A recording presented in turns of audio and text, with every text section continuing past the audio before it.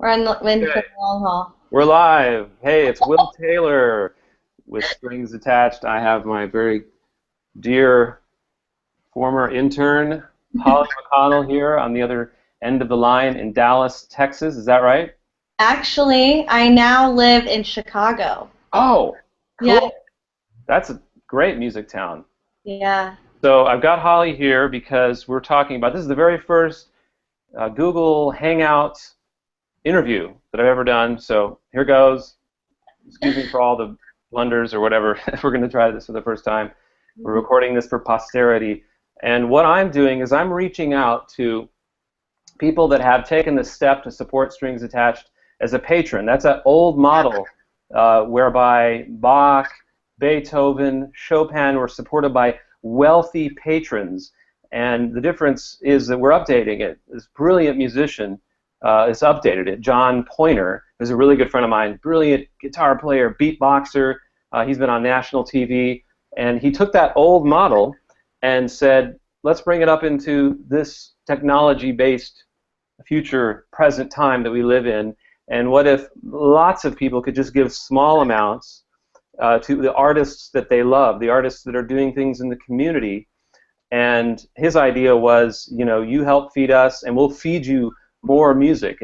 If I, as a composer or a musician, don't have to worry about, you know, where I'm going to get my next paycheck and then run around and do weddings and you know, then I have my time free to dream up new music, compositions, performances that benefit my community, and music that will be around, just like the music of Bach and Beethoven we're still enjoying to this day because of those patrons, right? The patrons from 200, 300 years ago that made that music possible. So the patrons of today are investing in the people that are still alive right now, such as Strings Attached. And so Holly basically is one of the first people, one of the crusaders, what's lack of a better word, to jump off and into this new system, not new system, but updated system, and John Pointer calls it patronism, to become a patron of Strings Attached. So I'm very thankful to Holly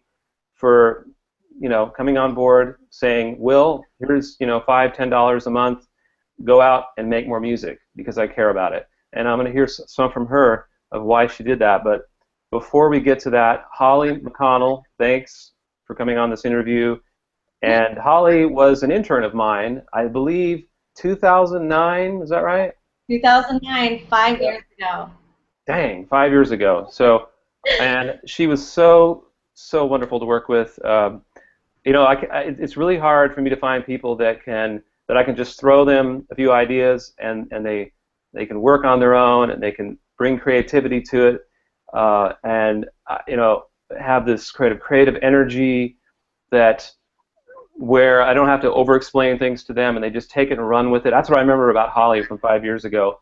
And she's just a really sweet person, and she was passionate about doing this kind of work, working with Strings Attached, working with, I think you did a lot of promotion and going on and writing really creative Facebook posts. Isn't that right? Yep, Is that yep. right? Was that you? That was me, I hope. Yeah. So Holly, you know, talk about if you remember anything back then working with me, and then just sort of introduce yourself. Where are you now? I'm going to hand it to you. Just give me a little background. All right.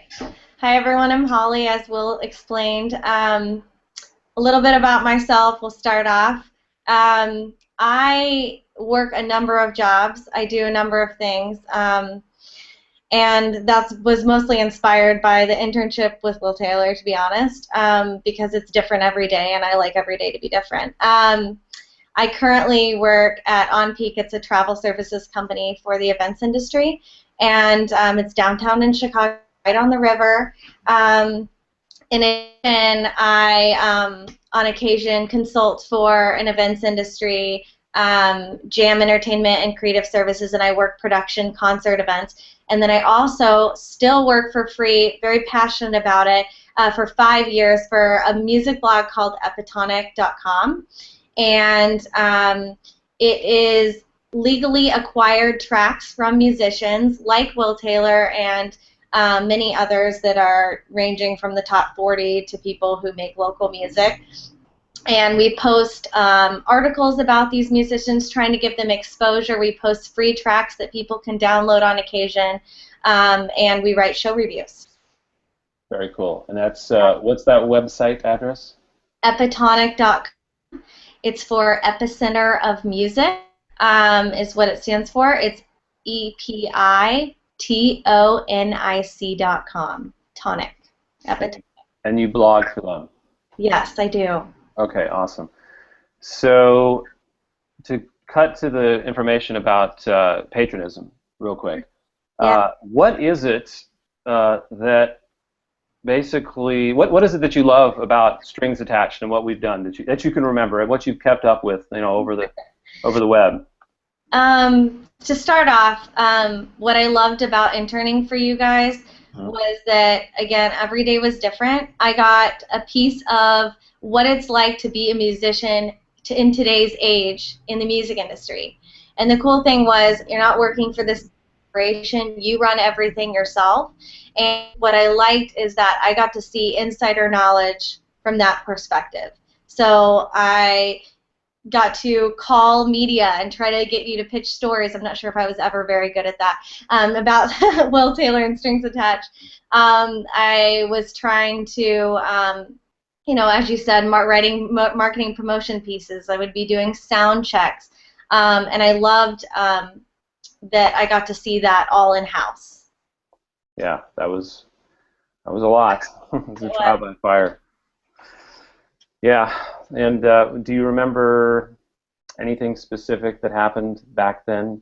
You were sitting in my kitchen, I believe in my kitchen, on the computer, writing posts and things. And actually, those started to work. I remember actually the creative posting actually having an effect on our shows at that time.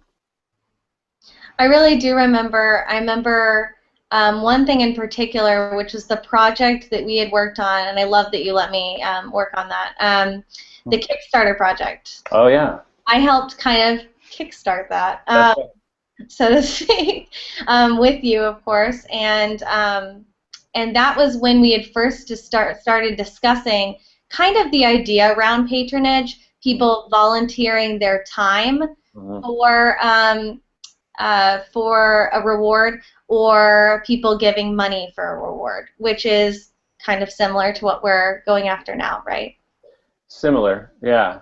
The Kickstarter thing was really successful. I don't know if you remember, that was the House of Wills project. Yep, the House of Wills. That was great. Boy, we put a lot of work in. We ended up going to France, taking that whole band to France as a result of, it's a lot of fun doing this kind of work, because it basically, you've heard of the phrase, thoughts become things, and literally one of the things I love about being a musician or doing the kind of work I do with Strings Attached is we'll just be sitting around, tossing out ideas in our brain, and next thing you know, we're manifesting it and on a plane to France, having these incredible experiences, meeting new people, that we're going to know for the rest of our lives, and that's one of the things I love about this life, is doing, you just never know. It's so spontaneous. It's going to take you. You never know. Yeah, and especially with Strings Attached, here we were wearing cowboy hats and Western swing outfits, and rodeo. And I'm sure. Middle of France, So, so that was really successful, and I appreciate your help on that. Of course. But to kind of bring it back to the patronism thing that John Pointer is the visionary behind, and do you remember what it is? Again, the idea is that you would give us a set amount each month, $5, $10, $20, whatever you can afford, that can come in month after month. It's a little different from the Kickstarter formula, which is a one-time project where everybody puts all this energy into one thing, and then it's over, and then we have to do the project, and we have to start over again. So the thing that appealed to me about patronism is that it gives us that sustaining funding. It's kind of similar to public radio stations or KLRU TV here in Austin, public TV stations that ask for that sustaining support. But the difference is instead of giving it to an organization, right, a large group, you're giving it to one person or a band. So that was my next question is what why did you decide to become a patron in this fashion? Why, and why is that important? Do you think it's important? And I'll just give you a little background on that, maybe to stimulate your thoughts on this. But some people think, look, if you're a musician, you're basically running a business. If you can't get enough people to buy your tickets and come to your shows and buy enough CDs, and if you can't make enough money, then you're obviously not good enough. It's about the capitalist system, laissez-faire economy, and if you're not making enough money, then obviously you're not good enough. People would say that. You don't need to go beg or ask people to give you money to support yourself. So, as a devil's advocate, that's what some people might say that to me. And some people are not, into the government support of the arts for that same reason. They think it should just be a regular business, that makes money for profit. So, anyway, I don't know what you have. If you have any opinions about that, why is it important to you to say, I'm going to put $10 or 20 or 30 down to help Will Taylor? What is the feeling that goes behind that you did that? Okay, so I have a lot of feelings on this. Yeah. I think obviously, the more you give to start off, the greater the reward.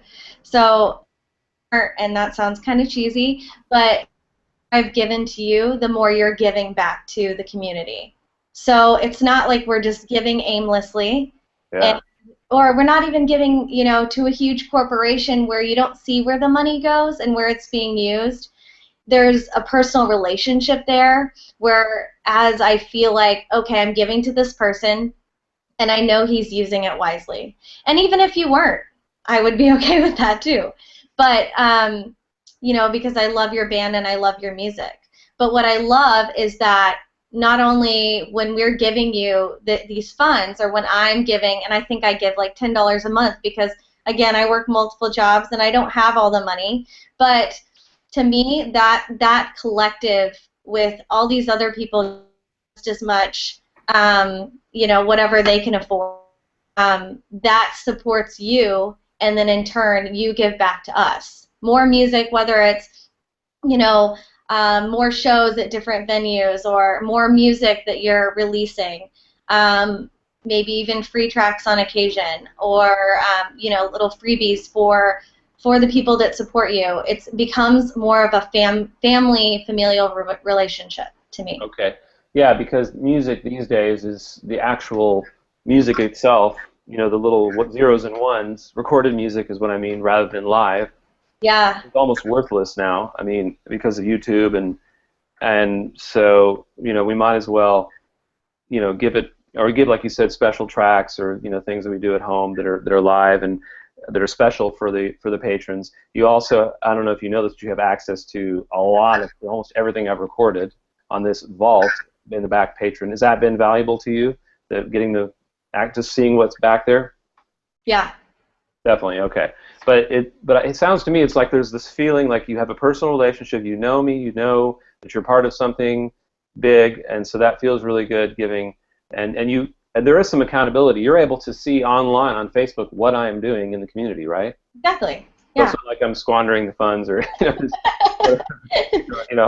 there's a lot of activity going on. Mm-hmm. Good. Okay. So did I answer the question? Getting my questions back up here. Yeah, what do you get out of it? So I guess you answered that. You're welcome to interrupt me if you want anything else. What do you like about the work we're doing? I'm sure you've seen some of the things that we do, like going out to the schools. We've done school shows in other states. We've done Alzheimer's care facilities, retirement centers. Bringing the music to people that can't come to the music, which I think is really important work. And matter of fact, these people appreciate it probably even more than the people that pay to come to our shows. So is that a factor in, supporting what we do? Definitely. I think giving people access to music who don't normally see it is an incredibly rewarding and meaningful thing that everyone needs to be participating in. I'm a big believer in not just people seeing it, but seeing good music. And it's almost like an educational component to it. Hmm. There's not a lot of people who are educated about strings instruments, and that's what I love about you going to the schools and educating kids about what these different types of instruments are. This is something that, music helps you in so many different facets of life, and the fact that you're a part of that is really neat, really cool. So yeah, so you say music helps you in so many different facets of your life. I love that. It's not just about going to concert and having community and feeling the pleasure of the sounds washing over you. It's, to me, a live music experience is a multi-sensory experience. It's not just the ears, it's the eyes, right? It's the senses, it's Yes. whatever space you're in. But beyond that, what music can do for kids, rather than going and trying to get kids to, say, become musicians and do that professionally, right? Is what? I mean, what do kids get out of seeing musicians come into their classroom? Have you gotten anything out of it when did you ever have any experiences like that with musicians coming into your class, or?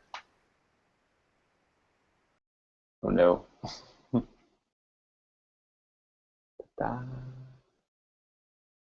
And the limitations of the internet express itself, finally.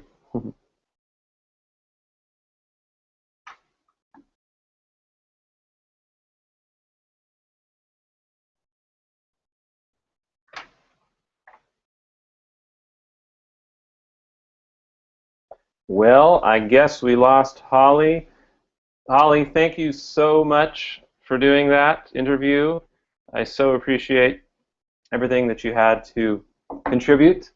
And for those of you that are interested in patronism, you can check out patronism.com or patronism.com/strings attached. I guess that'd be /strings attached.